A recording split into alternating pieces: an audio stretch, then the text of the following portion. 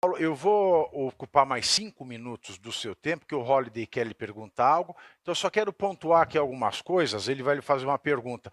Nós temos, então, Bolsonaro sequestrado por Moraes, porque uma prisão sem razões jurídicas é um sequestro. Sequestro é você tirar a liberdade de alguém sem motivo, sem justo motivo pelo direito. E dentro desse crime de sequestro, porque é crime de abuso de autoridade, um juiz manter podendo relaxá-lo, não fazê-lo em tempo razoável, a medida cautelatória que restringe a liberdade do investigado, que não é mais, excluído inclusive da denúncia. Desse sequestro nós temos uma extorsão feita pelo Centrão. No caso, o mesmo Centrão que disse que Bolsonaro já fechou apoio a o Tarcísio, que agora está exigindo apoio a Tarcísio, se desdizendo, e sendo que o cacique desse Centrão é o dono, o comandante político do Hugo Mota, que foi quem escolheu Paulinho da Força a dedo, e o instrumento da anistia, que não é mais anistia, mas dosimetria, está sendo usado como barganha para um homem que já está numa situação de risco de morte iminente. Então a vergonha ela é danada. Holiday, por favor. Bom, primeiro, boa noite, Paulo. É uma honra tê-lo aqui conosco.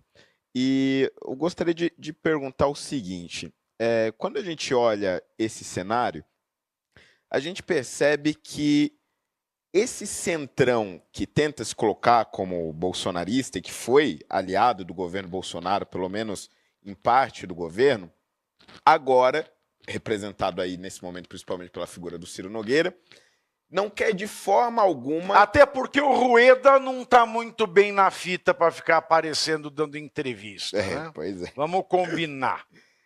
Esse centrão ele não quer de forma alguma um membro da família Bolsonaro como candidato a presidente da República. Quer dizer, a gente vê a todo instante notícias sendo plantadas do tipo, não, o Eduardo tem muita rejeição, o Eduardo de jeito nenhum, o Eduardo não está longe do Brasil, não consegue analisar a situação, a família Bolsonaro tem muita rejeição, a Michelle a gente discute lá na frente, o Flávio tem que ir para o Senado, o Carlos vai para Santa Catarina, quer dizer, tenta-se tirar de toda forma a família Bolsonaro da disputa de 2026 para a presidência da República. De um lado, a gente entende o medo dessas pessoas do Supremo. É o rabo preso, é a covardia, é a submissão. Mas, afinal de contas, na sua visão, e aí, depois de ouvir esses tantos de emissários que vão em busca de você, em busca do Eduardo, do que é que essas pessoas têm tanto medo da família Bolsonaro, se em tese, até pouquíssimo tempo atrás, eles se colocavam como grandes aliados do governo Bolsonaro, da família Bolsonaro, e utilizavam, e ainda utilizam, a imagem dele para se promover constantemente. E querem utilizar, né? Porque querem utilizar o nome Bolsonaro, que é a fábrica de voto para 2026. O que é o nosso movimento? E aqui eu me incluo nesse sentido dentro do movimento bolsonarista, chamado assim. O que se chama de bolsonarismo no Brasil é, globalmente, um movimento nacional populista. É o que se chama hoje em dia de direita, é um movimento nacional populista, que tem essa característica mais patriótica e mais populista. Por que ela é populista? Porque ela entende que há uma elite. Ela pode ser intelectual, ela pode ser financeira, ela pode ser política, ela pode ser acadêmica, que se apoderou dos instrumentos de poder e passaram a determinar como a sociedade vai viver, em geral, em benefício próprio.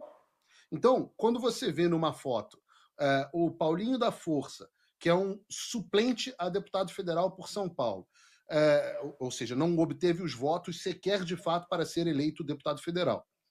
Você tem o Michel Temer, que é um político cuja última eleição por conta própria disputou foi em 2006. Né? Michel Temer foi vice-presidente e depois presidente porque concorreu junto com a Dilma. E o Aécio Neves, que já foi de um grande expoente político para um cara que quase não é deputado, quando você vê essas pessoas decidindo o destino do Brasil, essa é a fotografia que explica o nosso movimento. O que é o movimento? São as pessoas que se revoltaram contra este pequeno grupo de uma elite decidindo os rumos do Brasil inteiro. E elas decidem, por exemplo, o que seus filhos vão aprender na escola. Elas decidem o que deve ser a comida que você vai usar, se você pode ou não abrir o seu negócio dentro de uma pandemia. E isso em conluio, por exemplo, com uma imprensa, como você vê o Grupo Globo, que é a voz do establishment. Então, o que é o Bolsonaro? O que é o Donald Trump? O que é o Javier Milei? O que é a Meloni? O que é o Nigel Farage? O que são essas pessoas no mundo inteiro? São a revolta do homem comum contra essa elite que determina como que nós queremos viver a custo dos nossos dinheiros, né, do nosso sustento, da nossa produção. O Jair Bolsonaro é, portanto, a representação do antissistema. Ele consegue, como Donald Trump conseguiu em 2016, ser antissistema o tempo inteiro? Não. E é por isso que, muitas vezes, pessoas do sistema, como Ciro Nogueira, se uniram por conveniência a Jair Bolsonaro. Ciro Nogueira faz negócio onde for mais lucrativo. Então, ele consegue ser ministro do governo Bolsonaro, ao mesmo tempo, na semana, até um mês atrás, estava na base de sustentação, na base de apoio do governo Lula no Congresso, e agora já desembarcou do Lula porque já percebeu que o governo Lula naufragou completamente. Mas ele é parte do sistema. O que o Supremo Tribunal Federal faz, o que a Globo faz, o que o Ciro Nogueira faz e o que todos esses agentes fazem é garantir que o nosso movimento, que é o movimento das pessoas comuns, trabalhadoras do campo, da cidade, pessoas comuns do Brasil, consiga ter a sua vontade representada nas urnas. Então, Jair Bolsonaro, Donald Trump ou Javier Milei, o que quer que seja na sua representação, é o maior pavor que essas pessoas têm. Então, elas precisam encontrar uma alternativa para que elas, percebendo que o governo Lula naufragou, e que é um mar de corrupção e ineficiência, e que o Brasil não consegue sustentar esse grau de corrupção e está à beira de uma falência, eles falam assim, não adianta a gente matar a galinha dos ovos de ouro. Nós precisamos de um candidato que proponha as políticas eficientes da direita, mas, ao mesmo tempo, permita que o sistema faça o que sempre fez. E eles enxergam, na figura do governador Tarcísio, o candidato perfeito. Porque Tarcísio não vai brigar contra o sistema, certamente não irá brigar contra o sistema, não brigou contra o sistema até agora, é uma pessoa simpática à China, é uma pessoa simpática às ideias globalistas, é uma pessoa que acha que o Alexandre de Moraes a gente não vence, a gente se junta a ele. Tarcísio tem essa postura, que é a postura pró-sistema. Eu tenho dúvidas, porque eu sou uma pessoa, o Pavinato sabe disso, eu sou uma pessoa muito inocente, eu sou uma pessoa muito ingênua. Então, por ser uma pessoa muito ingênua, eu tenho dúvidas se o governador Tarcísio ele está fazendo parte disso ou não. Eu até acredito que não. Eu acredito que o governador Tarcísio está sendo empurrado para a posição de candidato a presidente. Pode ser, há quem diga, e eu não faço parte dessas pessoas, há quem diga que ele está participando desse processo em conluio com Ciro Nogueira, com Alexandre de Moraes e companhia. Volto a dizer, eu não acredito. Mas é inequívoco, isso aí é um fato, e está explicitado hoje na entrevista do próprio Ciro Nogueira, que o sistema quer muito empurrar Tarcísio para ser o candidato, de forma que não seja, de maneira alguma, Jair Bolsonaro ou Eduardo Bolsonaro. Então eu vou fazer um resumo e você, se tiver algo errado, você me corrija ou acrescente mais o que você quer. Nós temos emissários que a imprensa nos diz que procuram você e procuram Eduardo Bolsonaro nos Estados Unidos e falam em nome de alguém que não pode falar porque está calado, está sequestrado num exercício de abuso de autoridade, num exercício de tortura, porque é alguém que está com sérias complicações de saúde que se complicam ainda mais com o engendramento de uma briga entre pai e filho. E quem conhece a relação que o Bolsonaro tem com os filhos sabe que ele não é pai, ele é mãe dos filhos. Tamanho a preocupação que ele tem com cada um dos filhos, eu costumo dizer que ele age como pai e mãe ao mesmo tempo. Ele tem um amor incondicional por eles e esse atrito que a política vem gerando, especialmente entre o Jair e o Eduardo, é algo que agrava a situação de saúde. É esse sequestro, esta mordaça, que tem sido mantida de maneira ilegal, porque goste você ou não do Bolsonaro, você que está no site gritando inelegível, vai Xandão, me engravida Xandão, problema seu. A questão é a seguinte, nós temos um preso político porque Bolsonaro está preso sem que haja processo que dê base, que fundamente essa prisão, a investigação que fundamentava já foi encerrada e ele não foi denunciado. Ora, e esses emissários procuram vocês para dizer, parem de exercer um direito legítimo, que é denunciar a autoridades estrangeiras violação de direitos humanos, direito legítimo reconhecido no artigo 359-K, parágrafo 4º do Código Penal. E eu gosto de citar a lei, Paulo, porque citando a lei eu acredito que eu possa contribuir um pouco para comprovar que a lei Magnitsky é legítima, porque o Brasil tem uma legislação escrita, reconhecida pelo Congresso, pelos representantes do povo, e que basta ler o que está escrito no nosso direito para ver que o nosso STF não cumpre o direito.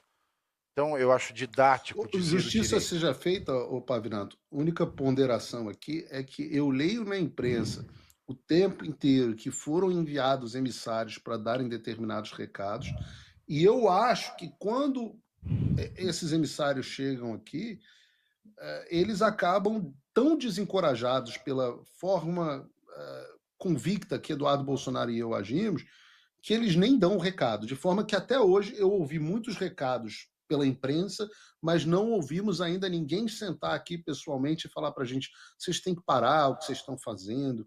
Isso realmente ainda não aconteceu. Então é a imprensa que manda esse recado.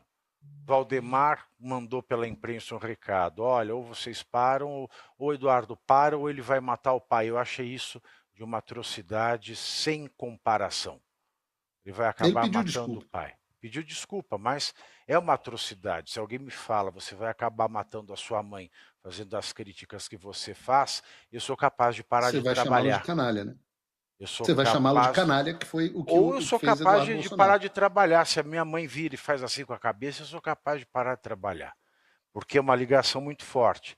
E tudo isso é uma grande chantagem. Então, o que a gente pode dessumir de todo esse movimento é Bolsonaro está sequestrado por Moraes, isso é claro, basta ler a legislação, e a partir desse sequestro, nós temos um centrão que quer chantagear o Bolsonaro em troca de uma redução da condenação na trama golpista, no tal do PL da dosimetria, que é uma grande baboseira, uma grande vigarice, uma grande estupidez, porque se há golpe contra um judiciário que deve ser autônomo, é o Congresso revisar penas. Ou ele anistia, ou ele perdoa, ou ele esquece. Agora, revisar a pena, PL de dosimetria, isso sim é inconstitucional e incabível. Então, existe, no sentir de vocês, esta extorsão, esse sequestro, essa extorsão mediante sequestro. Ou vocês param de dizer que o rei está nu, no caso, ou vocês param de dizer que Alexandre está careca, ou a coisa vai piorar para o Jair Bolsonaro. É o tempo inteiro. Isso é dito o tempo inteiro. Inclusive nas conversas que a gente tem. Ora, senão eles vão mandar o Bolsonaro para Papuda e ele vai morrer. Isso sai em matéria de jornal e é entendido, às vezes, até pelos parlamentares que estão não nos ameaçando, mas se sentindo ameaçados por essa situação porque gostam de Jair Bolsonaro. Agora, uma coisa que a gente aprende, até nos filmes mais vagabundos de Hollywood, é que a primeira coisa que você pode fazer quando você tem uma situação de refém é que você não pode dizer para o outro lado, faça qualquer coisa, mas não mate os reféns. Você tem que entrar na negociação de refém disposto a que o refém morra, para que você não negocie com terroristas. E essa é a única chance que o refém tem, é essa. O Donald Trump, aliás, está ensinando isso muito bem desde que assumiu com os reféns de Gaza. Se você partir para a negociação com o terrorista, aí é que não há a menor esperança para o refém. Então, muitas vezes as pessoas, quando nós dizemos assim, não, olha, infelizmente é muito triste, mas não importa o que vocês façam com o presidente Bolsonaro, nós não vamos parar. Mesmo que vocês matem o presidente Bolsonaro, nós não vamos parar. Parece uma coisa desumana e sem coração num primeiro momento. Até um próprio filho está dizendo isso a respeito de um pai. Mas isso mostra a grandiosidade do filho em entender que este é o único caminho para salvar não só o país, como também o próprio pai. Perfeito. Então, não vamos entrar no assunto de Gaza, não. ver a atuação do Eduardo Bolsonaro.